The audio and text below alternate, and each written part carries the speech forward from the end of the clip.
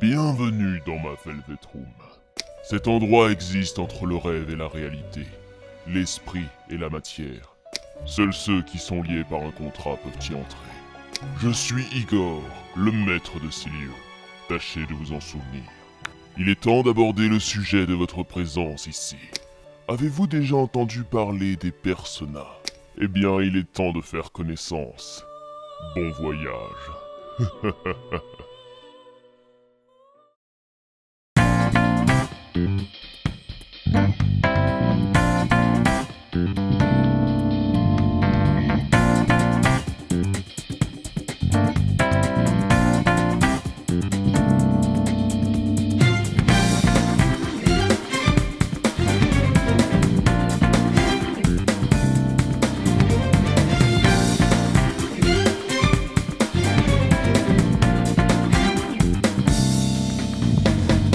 Persona, une série de RPG très connue au Japon mais qui peine à se faire sa place en Occident. Aujourd'hui, je vais essayer de vous présenter la série et de vous expliquer pourquoi il faut acheter Persona 5 qui vient tout juste de sortir sur PS3 et PS4. Persona est avant tout un spin-off d'une série développée par le studio japonais Atlus, les Shin Megami Tensei ou la nouvelle réincarnation de la déesse dans la langue d'Arsène Lupin. Contrairement à celle-ci qui se passe dans un univers rempli de démons en tout genre, la série des Persona se base plus sur une dualité entre le vrai monde et un autre où se déroulent les différents combats du jeu. Elle met aussi en avant la face cachée des humains et toutes les thématiques que cela peut brasser sur l'âme humaine, les émotions, etc. Le titre même Persona vient d'un concept de psychologie mis en place par Carl Gustav Jung, qui désigne justement la personnalité que les gens portent pour vivre dans la société, un genre de masque, le persona. Pour ceux du fond qui ne suivent pas, on a ici affaire à un RPG, un jeu de rôle donc, où on va diriger une équipe composée de plusieurs personnages qu'il va falloir faire monter de niveau afin de progresser pour pouvoir passer toutes les épreuves qui seront présentes sur notre route, notamment des donjons, l'indispensable de tout bon RPG.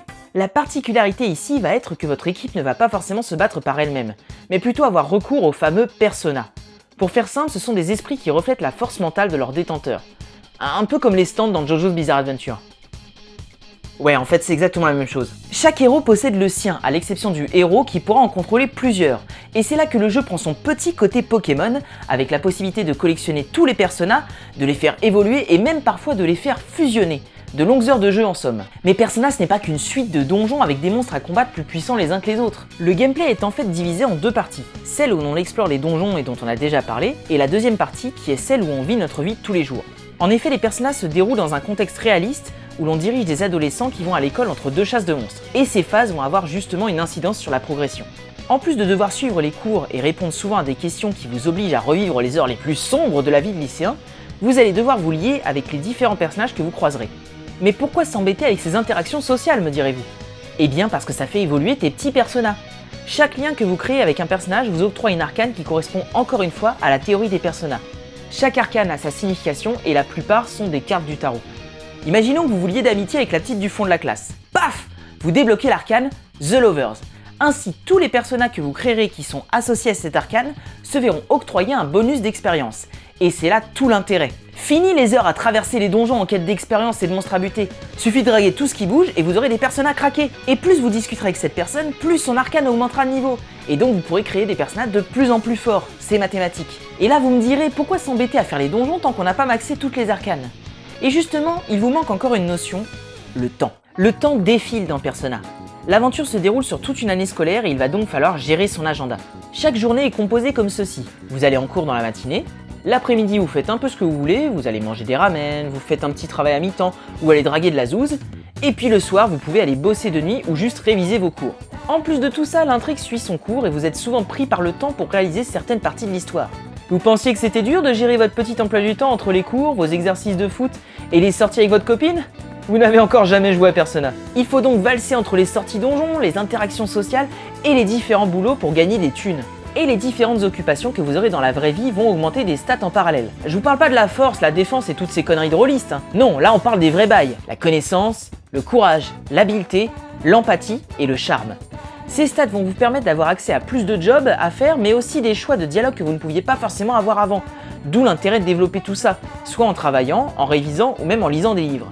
Alors tout ça c'est bien beau, on a un gameplay aux petits oignons, mais l'histoire dans tout ça, les personnages. Je vous le dis tout de suite, Persona ça parle beaucoup. Genre énormément. Des lignes et des lignes de texte. Ça pourrait ressembler à ce qu'on appelle les visual novels, des romans interactifs. Mais justement, c'est tout ça qui va être intéressant dans Persona, car on va découvrir au fur et à mesure des personnages avec des histoires tourmentées, des histoires complexes, intéressantes, leurs amours, leurs passions, leurs déboires, l'univers dans lequel ils vivent, tout ça fait un des points forts de la licence Persona. Alors oui, à un moment va falloir que je vous le dise, les jeux Persona ne sont pas traduits en français. Non, mais revenez.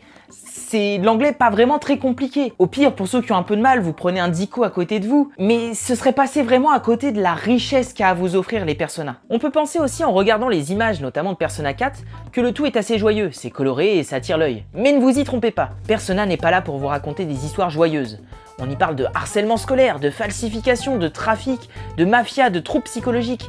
Ici, on cherche à sonder l'âme humaine, et souvent dans tout ce qu'elle a de plus sombre à montrer. Non, clairement, les jeux s'adressent pas à ton petit frère qui joue à Mario Maker sur sa 3DS.